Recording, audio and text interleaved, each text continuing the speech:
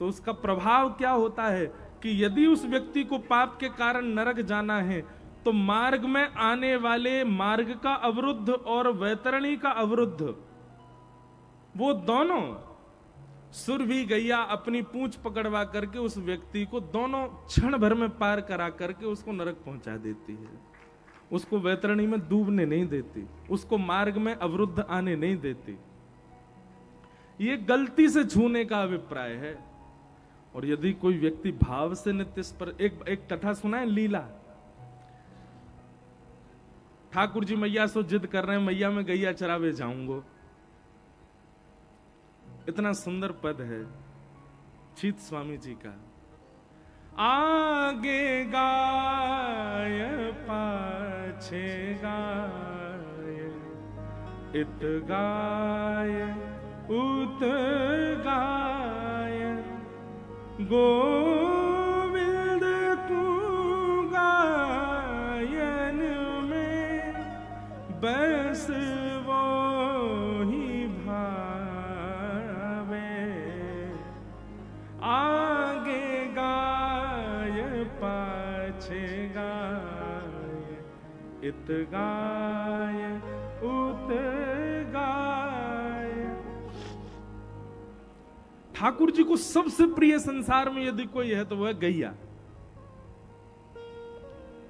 हमारे ब्रज में एक रसिया गाते हैं, गैया लगे अति प्यारी जग पालनहारी। ठाकुर जी स्वयं गाते हैं इस रसिया को।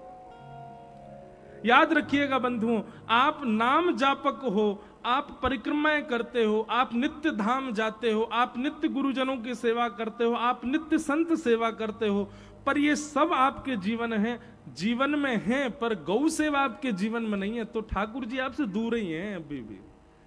लेकिन आपसे नाम जब ज्यादा नहीं बन पाता, परिक्रमा आधी अधूरी में ही थका जाते हो, संतों की सेवा भी अच्छे से बन नहीं पाती, धाम भी नित्य जा नहीं पाते, पर गौ सेवा में नित्य निपुण हो, तो ये समझ जाइए ठाकुर जी गोद में ही बैठे हैं आपके। जिसके अंग से, जिसके तन से गौ रस की या फिर गौ गोबर की सुगंधी आती है, ठाकुर जी वही के पास रहे, इत्र बार इनके पास ना रहे ठाकुर जी। ठाकुर जी को इतनी प्रिय है गैया। आप ये मत सोचना महाराज जी बैठे मंच पर इसलिए गैया की बहुत प्रशंसा कर रहा हूं, नहीं, गैया बहुत प्रिय है ठाकुर जी को, निश्चित ही बहुत प्रिय है। तो एक बार को प्रसंग है कि ठाकुर जी रो रहे हैं, मैया तो कह रहे हैं मैया मैं गैया चरावे जाऊंगो। मैया बोली लाला तू अभी नेक्सो सो तो है, देख इतनी बड़ी बड़ी गैया इन सबन के बड़े बड़े पामन के बीच में आ जाएगा लाला, तेरे लग जाएगी, तू जिद मत करे। ठाकुर जी तो जिद करने लगे, ना मैया मैं तो गैया चरावे जाऊंगा, मुझको गैया चरानी है। इतने रोने लगे ठाकुर जी, तो नंद बाबा आए। नंद बाबा ने आके कही, क्या बात है लाला, काय को रो रहे है? यशोदा मैया बोली, यूं करो गैया चराऊंगो। और माने ना नेक सो अभी मैं कह रहा हूं कछु दिना डट जा, बड़ो है जा, फिर चराई लियो। नहीं नहीं मैं तो अभी चरावे जाऊंगो। सांडिल्य मुनि बुलाए और सांडिल्य मुनि से कही, बोले बाबा आपने मुहूर्त देख के बताओ लाला गैया कब चरावे। तो सांडिल्य मुनि ने जैसे पंचांग खोल करके देखी तो सांडिल्य मुनि बोले, बाबा तुम्हारो लाला मुहूर्त में ही रोवे, आज ही बढ़िया मुहूर्त है, आज ही गैया चरवाओ जाते, तुम्हारो लाला मुहूर्त देख के रोवे। और महाराज पूरे ब्रजमंडल में आनंद है गयो, लाला गैया चरावे जाएगो। यशोदा मैया ने सुंदर श्रृंगार किया ठाकुर जी को, ऊंची धोती पहनी, गले में सुंदर हार, पतरे पतरे हार पहने की कहीं खो ना आवे, कारी कमरिया कंधा पे डाल ली ठाकुर जी ने। ये कमरिया कहाँ है? ठाकुर जी कहीं बैठे हैं तो वहां बिछा के बैठ जाएं, कारी कमरिया, कमरिया डारी, सिर पर छोटो सो एक बढ़िया पुष्पन को श्रृंगार करके मोर पिछ धारण कियो। और मैया ने जैसे ही ठाकुर जी के चरणन में पादुका पहनाई, सो ही ठाकुर जी कहने लगे, मैया जी कहा पहना रही है? मैया बोली, लाला तेरे कोमल कोमल पाम, तू कहीं वन में गयो, तेरे कांटे लग गए, कीट पत्थर लग गए तो रोवेगो, जब पादुका पहन के जाएगो तो तेरे पामन में कीट पत्थर कंकड़ लगेंगे ना। सो ही ठाकुर जी दौड़ के गए और अपनी गैयान ने गिनने लगे। मैया बोली कहा कर रहे हो? बोले मैया मैं गैयान को गिनना हूं, मेरे तो 2 पामे, इनके 4 हैं, इतनी पनैया और मंगवा दे, इतनी पादुका और मंगवा, सबन को पहना के ले जाऊंगा। मैया बोली लाला तू तो ऐसी बात करे, अरे जे गैया जे पामन में पादुका ना पहनो करे। ठाकुर जी बोले चौना पहने मैया, इनके कांटे ना लगे, इनके पत्थर ना लगे, इनको निष्ठुरता ना लगे। मैया बोली लाला देख तेरे तो कोमल पाम है और इनके तो खुर हैं, और खुरन में कांटे पत्थर ना लगो करें। ठाकुर जी तो रोन लगे, पछाड़ खा के गिर गए। मैया बोली काय को रो लाला? बोले मैया मेरे पाम खुर क्यों ना बने, मेरे पाम ही क्यों रह गए? जे गैयान के पाम खुर बन गए, मेरे खुर क्यों ना बने? जरूर तेने खाने पीने में कोई कमी छोड़ी होगी जब मैं तेरे पेट में रहे होऊंगा। यशोदा मैया बोली लाला तेरी बातन की तो कोई सल ना पड़े। अरे लाला जे खुर तो जानवरन के हो में, हम मानवन के ना हो में।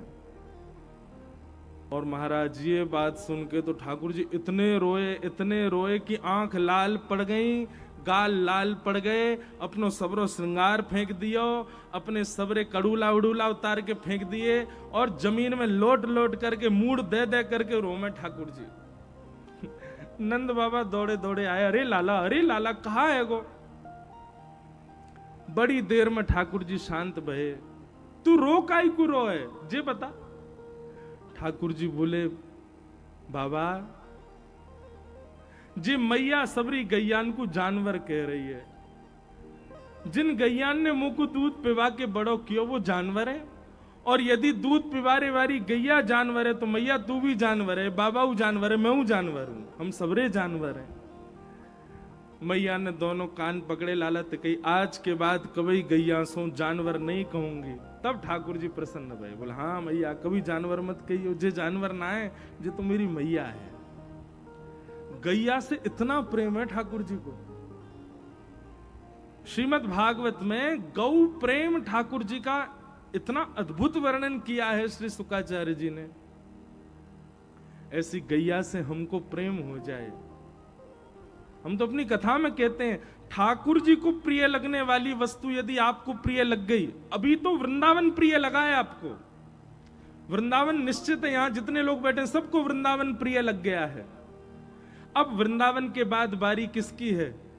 अब गैया की है। अब गैया प्रिय लगे, और गैया के बाद फिर वैष्णव प्रिय लगे, वैष्णवन के बाद फिर ठाकुर जी के धाम के सुंदर सुंदर जो पर्वत हैं, जो नदियां हैं वो प्रिय लगे।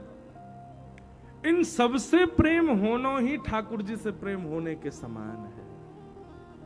तो भैया पंजाब के हमारे जितने भी वैष्णव कथा सुनने, सबसे हमारी एक प्रार्थना, और वृंदावन से प्रेम करने वाले समस्त वैष्णवों से प्रार्थना कि जितनो प्रेम वृंदावन से है उतनो प्रेम अब गैया से करनो प्रारंभ कर दो, उतनो प्रेम यमुना जी से करनो प्रारंभ कर दो, उतनो ही प्रेम गिरिराज जी से करनो प्रारंभ कर दो।